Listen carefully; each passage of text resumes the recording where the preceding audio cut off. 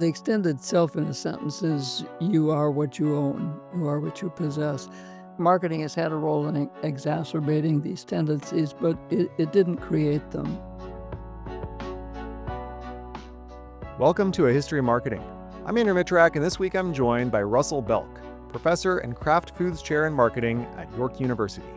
Professor Belk has spent his career researching consumption, materialism, collecting, and consumer culture.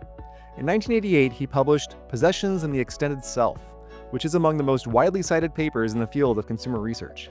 It lays out a simple but compelling idea that our possessions become extensions of our own identities. We spend most of our conversation exploring the extended self, looking at the role that marketing plays and how the concept has adapted with the rise of the internet, social networks, and streaming digital media that we subscribe to but don't actually own. Now, here's my conversation with Professor Russell Belk. Russ Belk, welcome to A History of Marketing. Thank you. Well, I'm looking forward to a conversation about your work and your career, but I thought I'd start right at the beginning. What initially drew you to marketing and researching consumption and consumer behavior? My father went to art school and got into advertising, and I can remember these dinner table conversations. Can advertising really do that to people? Hidden Persuaders by Vance Packard had come out, and I think that was the topic of one of our conversations, or probably more than one. And so that stuck in the back of my mind. I wandered over to business and started taking some classes and found that, there was something congenial there and something challenging there, even though I regarded most of what I was hearing in the classroom as a load of rubbish, but never, which I think was a healthy thing. But ultimately, I found some ways of getting through the program and finding things that interested me. Hidden Persuaders has come up a lot on this podcast, so it's a thing that I think inspired a lot of people. Now, you eventually went on to earn your PhD in marketing, and when I think of your work on consumption, consumer behavior, materialism, what would go on to be the extended self, it feels like a new jumping off point that's not just marketing. It mixes anthropology and psychology and sociology. And so when did that line of research sort of come up? Was that while you were getting your marketing PhD, or did that feel like marketing at the time? Or can you kind of describe where it fit into marketing? No, it took almost 10 years for me to get there. All of my training was in psychology, basically, and that was the name of the game, doing experimental psychological research at the time. I never had a course in sociology or anthropology, and so that was self-taught, and I was interested in things, including gift giving and collecting as initial topics, and they didn't lend themselves very well to experimentation, as you can well imagine. And I'd been researching gift giving in particular by reading a lot of anthropology and sociology, and eventually the methods began to at least accumulate as a possibility for me. And then I put together this thing along with Melanie Wallendorf called the Consumer Behavior Odyssey, and that was a jumping off place for a number of us to get into more anthropological and sociological topics. After the Odyssey, you published one of your best known works, and that's Possessions and the Extended Self. And when I looked this up on Google Scholar, it shows nearly 17,000 citations. It's a widely cited work and really influential. And can you share the story of writing this paper and the initial reaction to it when you published it? Well, I think in retrospect, it goes back to my going off to university and finding that there were a lot of wealthier people than those that I'd gone to high school with, and so I became a little bit disaffected with the lifestyles of the rich and famous, if you will, and so coming into it, trying to understand what possessions meant was the basic thing I wanted to do with my research. And so this thing that the paper came out of was originally going to be a book. And one of the chapters of that was on materialism. And about the same time, I sent off an article on materialism that was from my old psychological days, and it developed a scale of materialism and some conceptual work. And another part of it was this notion of the extended self. And The way I used to do research in a pre-Google era was I would go to the library of the university once or twice a year, and I would go through all of the current journals, including law and medicine and all the fields. And if there was something interesting in the table of contents, I'd have a look at it. And if it seemed to warrant it, I'd make a copy and bring it back. But one of the things that I found that was really fortuitous was William James' work, and he really talked about, well, he didn't use that term, the extended self. Man is all that he can call his, is a quote that I'd taken from him.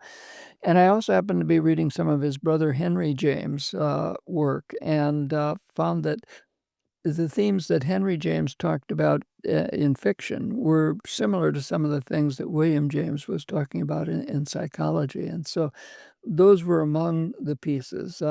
I tend to read quite broadly and sort of took advantage of a number of different types of evidence or research and trying to pull that thing together. When I was reading about the extended self to prep for this, everything to me kind of felt obviously true. And I'm wondering, is that just a bias in hindsight that, oh, it's been around 40 years, it's been so influential, it's more commonly known? Or was it more that you were articulating something that everybody sort of felt was true, but hadn't quite been conceptualized and articulated in the way that you phrased it, in the way that you kind of packaged up the paper? Well, I think I pulled together a bunch of threads, but William James was writing in 1890, and so the ideas that are critical to it aren't new at all. It's been recognized for some time. I think I maybe systematized it a little bit. I played out the implications a bit and looked at things like burglaries and loss and harm to possessions and so forth. And so I think I did something with the concept rather than just reiterate common sense, hopefully. But yeah, in hindsight, hopefully this has become a more pervasive and accepted concept today. Of course, as we become a more gadget-oriented, materialistic society, there's reason to go back and look at these things. And also as we become less materialistic, as we dematerialize now. So you mentioned sort of the history of these ideas, that they're not necessarily new ideas, but that do you think that the core concept of the extended self, that we're not just our body and minds, that our possessions aren't just external objects, they're an extension of our own identity. Do you feel like this is something that's like biologically ingrained in what it means to be human, or is it something that's more learned culturally? Like, are there cultures where this isn't the case, or is it sort of true around the world? No, it's not completely true around the world, and it's not biologically ingrained, that it is cultural. And so if you look at Aboriginal Australians, until a generation or two ago, they were nomadic. And if you're nomadic, it is a burden to have possessions. And so rather than having my spear and your spear, if I want to go out and hunt wallaby or kangaroo, I just pick up a spear that is in the community, take it out, use it, and bring it back. And rather than each person carrying spears and shields and other things, it makes sense to not be very materialistic. There are, from different vantage points, religious groups who are anti-materialistic. I had a student at one point who studied Catholic seminaries, and there was one where the priests, and it was all male, um, would switch cells. They were called cells, periodically, so they wouldn't get accustomed to a particular point of view and see that as their possession. One of them had a letter from his sister that he put under his mattress and kept, and felt terribly sinful for doing that. And this was simplistic, simplifying ethos rather. And so, yeah, there are cultures, and I would say that these are learned relationships. And now we're learning to get by with less in terms of physically owned possessions. And so that too is maybe pointing us in the direction of dematerializing and becoming less materialistic in at least that physical object sense. Yeah, I'm sure. Well, let's put a pin in that because I'll come back to the idea of both dematerialization, but also digitization and sort of the extended self online, which is a really interesting area you've written about. But like, coming back to like the history of this idea, and at least in America or Western culture, I've heard people that I disagree with kind of describe like, oh, our materialism is all just marketing. Is that these marketers came around and Edward Bernays and others, they place this idea that we have to have better stuff and we have to start replacing things. And I don't, well, I think marketing probably has some impact. I don't think it's quite that simple that like, hey, like we're materialistic because marketers tell us to be materialistic. But like there are probably points where marketing has shaped it somewhat or has increased the idea of a brand perception, or I'm a Cadillac person versus a Ford person, or things like that. So what do you think of sort of the inflection points of it becoming more pronounced and culture becoming more materialistic, and how did marketing and promotion sort of play a role in that? Well, yeah, I think marketing has had a role in exacerbating these tendencies, but it didn't create them. I wrote a book on collecting, and collecting is something that we find evidence of in prehistoric burial sites, for example, and we'll find evidence of people's possessions being buried with them, that there's that degree of attachment that the attachment even lasts after death. Collections of interesting pebbles or iron pyrites or whatever it might be.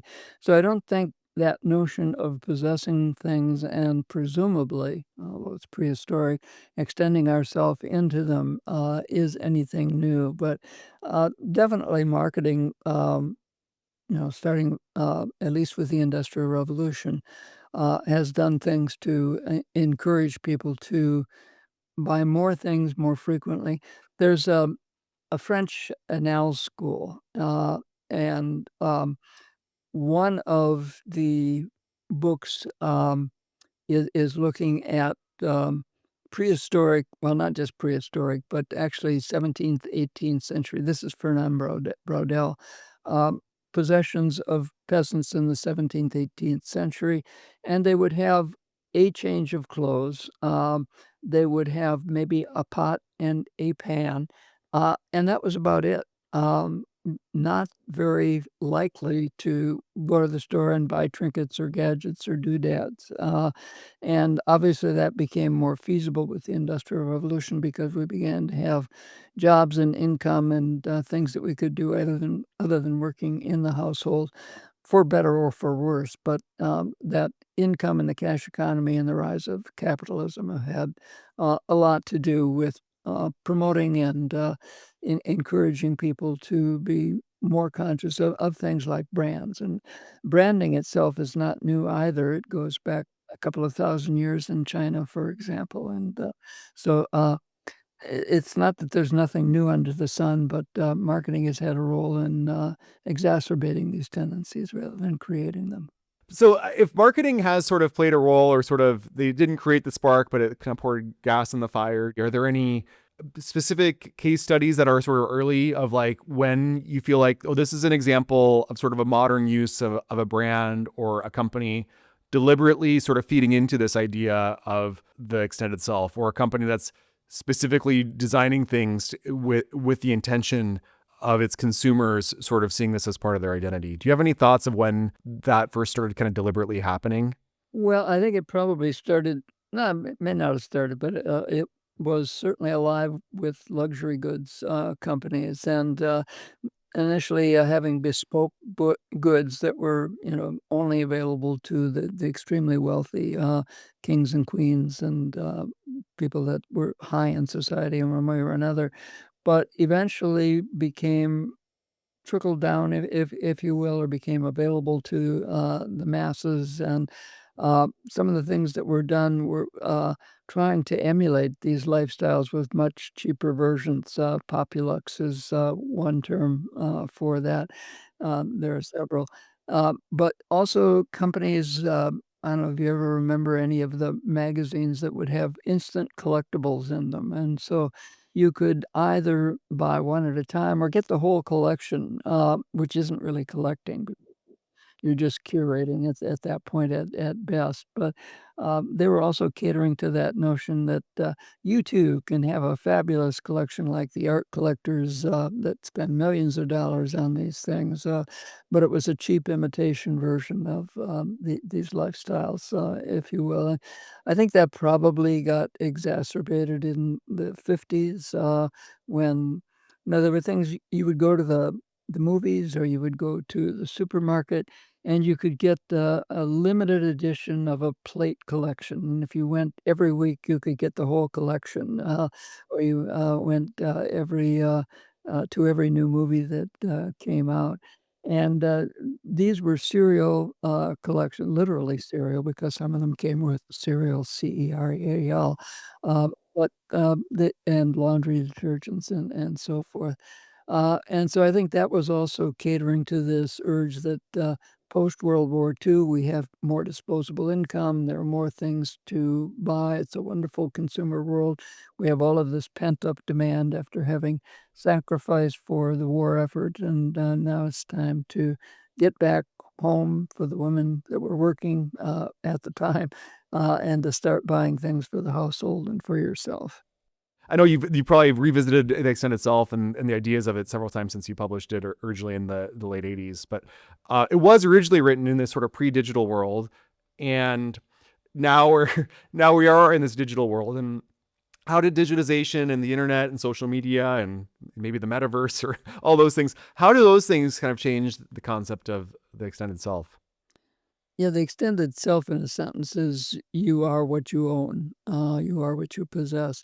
And in a digital world, you are what you portray yourself as online on social media. In addition to that, we used to have physical copies of music.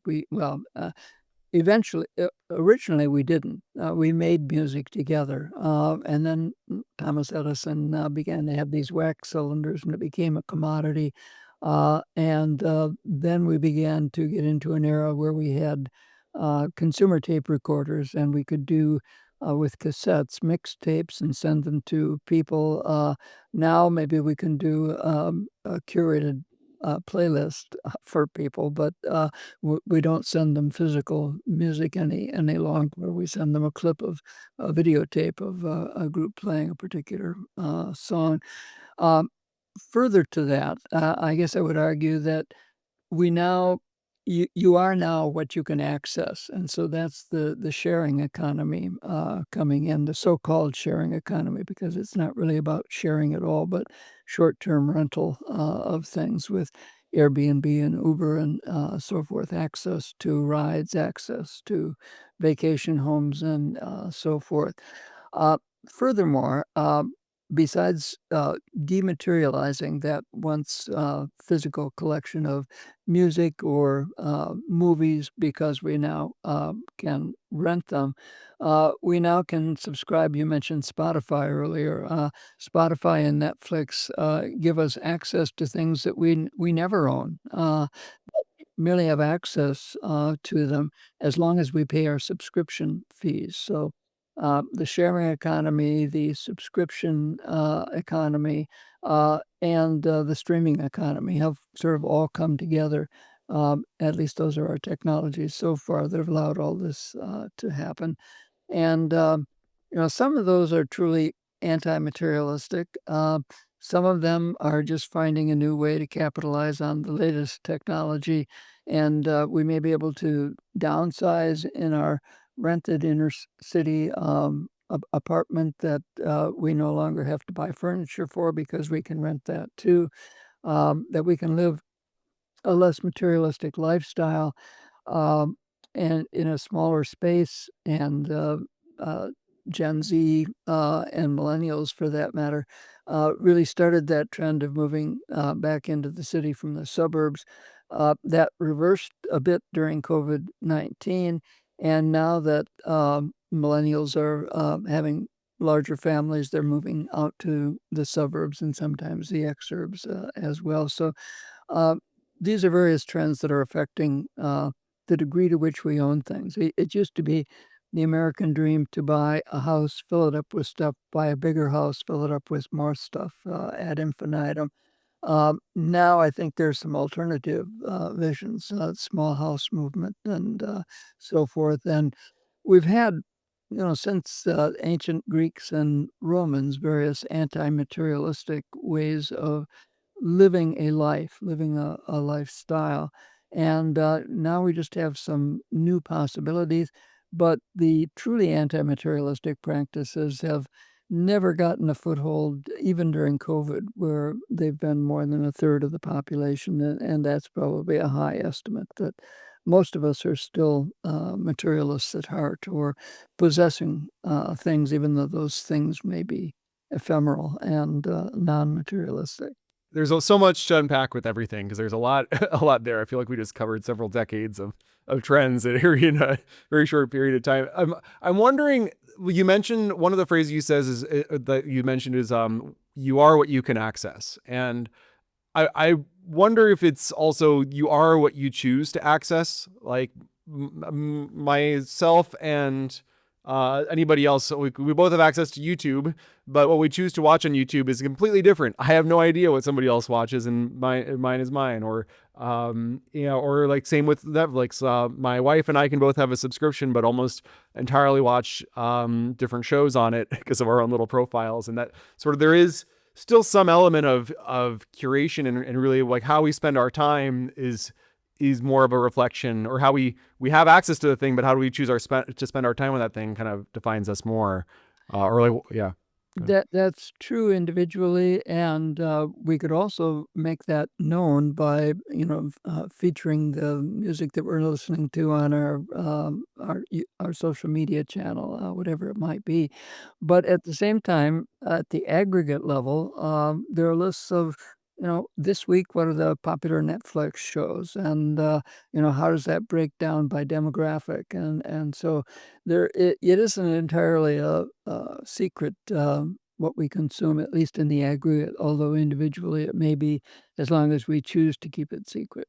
Does what we choose to not have also define us? Like a kind of a recent example is like when Elon Musk bought Twitter, a lot of people sort of deleted their accounts and didn't have that. And maybe that Twitter timeline that they had of all those posts was part of their identity. They'd spent maybe a decade or more investing in it. And then they said, hey, I don't want to be associated with this and I don't want to have it. Or I choose to not take part in TikTok or Instagram or whatever other social platform. And part of my identity is that I don't have something. Is that an element of the extended self, or is that something else? No, I think it is. I happen to have a Tesla and, like others, have a bumper sticker that says, "I bought it before I knew what a jerky was." And, so you're sort of defining yourself by what you don't consume, or at least your apology for what you don't consume.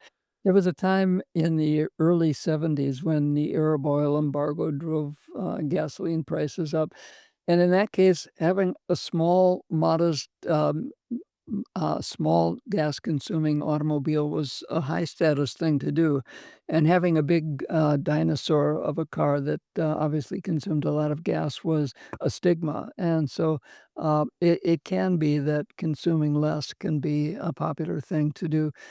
It can also be that there's, sort of holier than thou, that, yes, you eat organic, food, but I also do that, and I'm a vegan, and I also belong to community-supported agriculture, so there, I'm, more, socially responsible than you are, and, so that's a form of, anti-materialistic, bragging, if you will.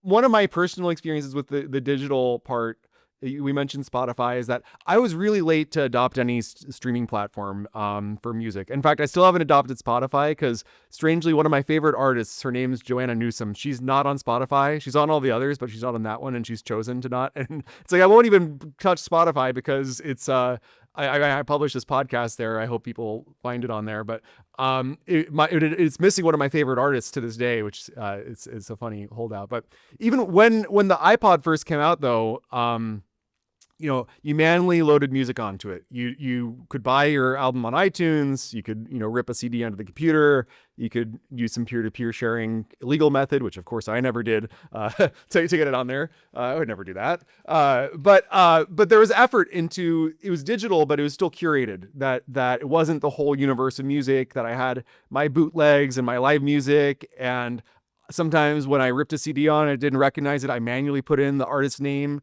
and the tracks myself.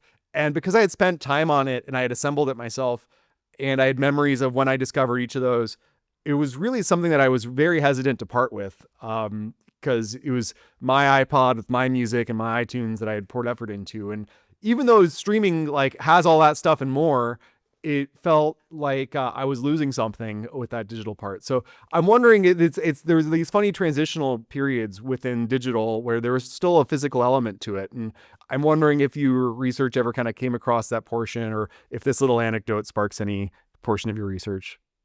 Well, yeah, there's still, besides the curation that, you mentioned, there are more things that you can do once you digitize, your music, and, you can, instantly alphabetize it. You can instantly get the covers, of the albums. You can instantly rearrange it in whatever way, you like, basically.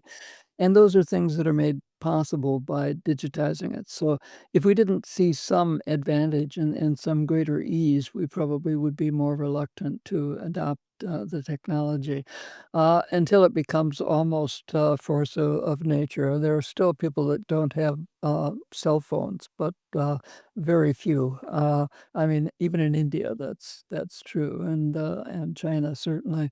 So.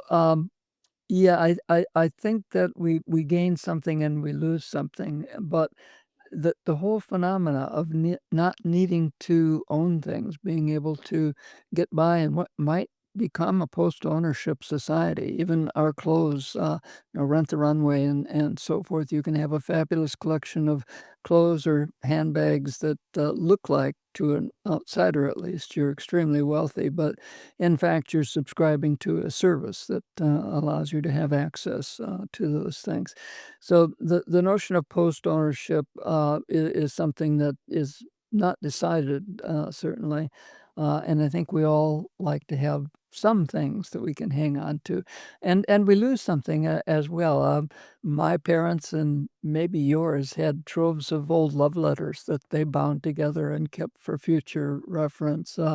How do you archive the email messages that you've sent back and forth, or the tweets that you posted? It's impossible. So I think we're learning to be less attached to things, but to have the access and to learn what further we can do with access rather than ownership.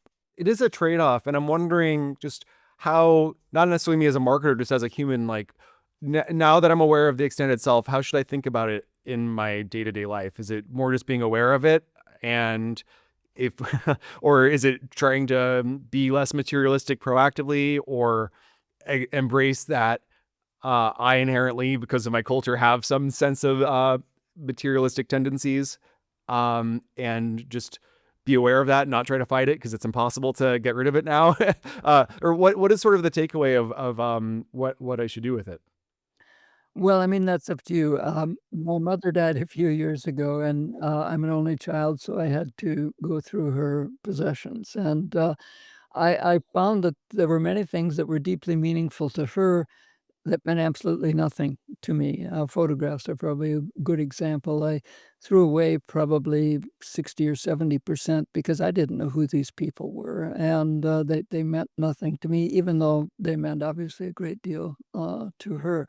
But I learned, I guess, how much we accumulate and how privileged that is, because and at the same time, we have to worry about the next generation and what they're gonna do with all this stuff and how they're gonna get rid of it, and based on my experience, they're just gonna come in with a bulldozer and get rid of most of the things. I think we invest a lot in things that in retrospect is kind of foolish, but at the same time, assuming you're wearing one, probably could not buy you a better wedding ring to exchange for the one that you have on your finger. Uh, that, materially, that would you would gain, but, there's an emotion, a sentimentality, and so forth involved in that object. Well, yeah, it's funny that's I am wearing a wedding ring on my finger. That I actually is probably not the right example for me though, because I sadly a few years ago I was on a vacation and I had sunscreen on my hand, and I was at a beach and it just slipped right off. And it was I thought it was so tight, but it somehow and it's like it's in the ocean. And actually to your point about the extent itself, like it did feel like, oh gosh, I really lost something here. And my wife was not happy about this. I wasn't happy about it. It was definitely tainted a day on an otherwise great vacation. And now I have just this cheap little $5 one, and it's almost taught me like, oh, don't lose a good one again. And I even rotate through them. I have a little silicon one that I use sometimes. So I always had with that particular one, even though it's a very small object and I probably should invest in a more important one. At least my wife has a very good wedding ring and engagement ring. Somehow they tricked us to buy two of those now. Yeah. So we have both of them. Oh, that's a nice story. Yeah.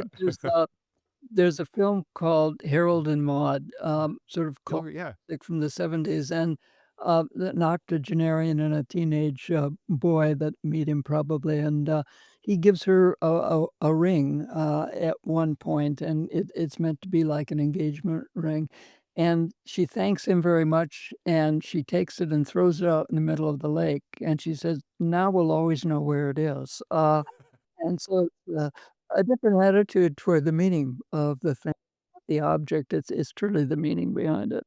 I still know the beach it was at. By the way, that one of my favorite all time movie soundtracks as well. Ah, yes. I'm sure you've, over the course of your career, taught a lot of marketing practitioners at some point. And when you think of like what message do you tend to impart to somebody who works in the field of marketing and promotion, and in some ways maybe promotes things and pours gas in the fire of materialism to some extent. What is sort of a message for that type of person? Is it do this responsibly or ethically, or just be aware of this, or what's your sort of your take? Because I am also a marketing practitioner. I sell I work on B2B software, so I don't think it's maybe you wrap that up in your extended self as well, but maybe a little less so than certain objects. But what's your takeaway for the message of somebody who's working in marketing, and what they sort of do with some of your work on the extended self?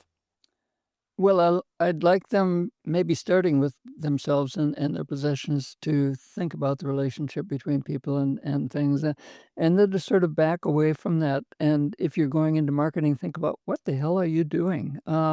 Do you really believe that people are better off having more things? An exercise that I used to do with classes is suppose you can start your own economy from scratch. What would you make legal? What would you make illegal?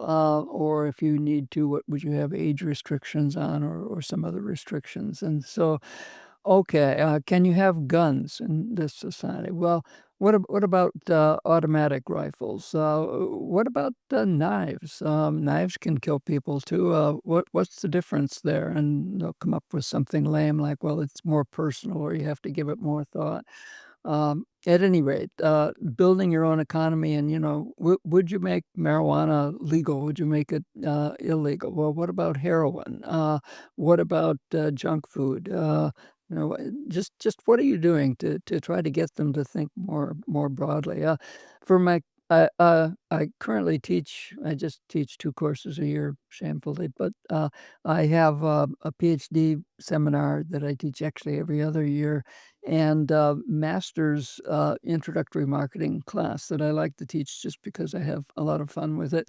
And at any rate, I start out with people in Nunavut, which is territory in northern Canada, and it's switched because of technology and because of the influx of government funding from uh, subsistence hunting and gathering and fishing to uh, buying things from the store and going out with a snowmobile to hunt and having a rifle and not just having implements that are basically handmade and things in the supermarket. I can remember package of dog food that costs $212, and a carton of milk is $20, and exorbitant prices for these things. And so it's sort of a mixed economy that they still do hunting, and when they get a moose or some big game animal, they share it out in the community, and so that sharing ethos is still there. And it's the same in Aboriginal society in Australia, where I've also done some work. So I try to get them to think outside the box, or maybe to think inwardly in terms of what they're doing and what the impact is going to be before we get into the techniques of how you market a product and brand and so Yeah. forth. So, well, Yeah, those are great questions to ask yourself, and also it sounds like a really fun class to take. I wish I could take that one. So, one final question for you, Russ. If listeners want to learn more about your work, where would you recommend they start? Is there some link that you would send them to online? just do a Google search of videos that I've done, and I think you'll find some on YouTube rather than give you one that is the de facto go-to work. There's several talks, and it sounds like you did some homework before this and found at least a couple of them. So rather than my recommend something, just do like people do these days and Google it and see what you can find. Russ Belk, thanks so much for your time. I really enjoyed researching your work, and also I just really enjoyed this conversation. So thanks for your time and your stories and your insights. It was a lot of fun. Thank you, Andrew, for having me. A History of Marketing is researched and edited by me, Andrew Mitrak. If you'd like new episodes delivered right to your inbox, visit marketinghistory.org. There you can also find transcripts of every conversation, including helpful links, images, videos, and other blogs about marketing history. You can send me an email at hello@marketinghistory.org. This podcast is a passion project of mine, and I have zero interest in monetizing it. But if you'd like to support A History of Marketing, consider leaving a review on your favorite podcasting app. Or better yet, tell a friend about the show. Thanks for listening.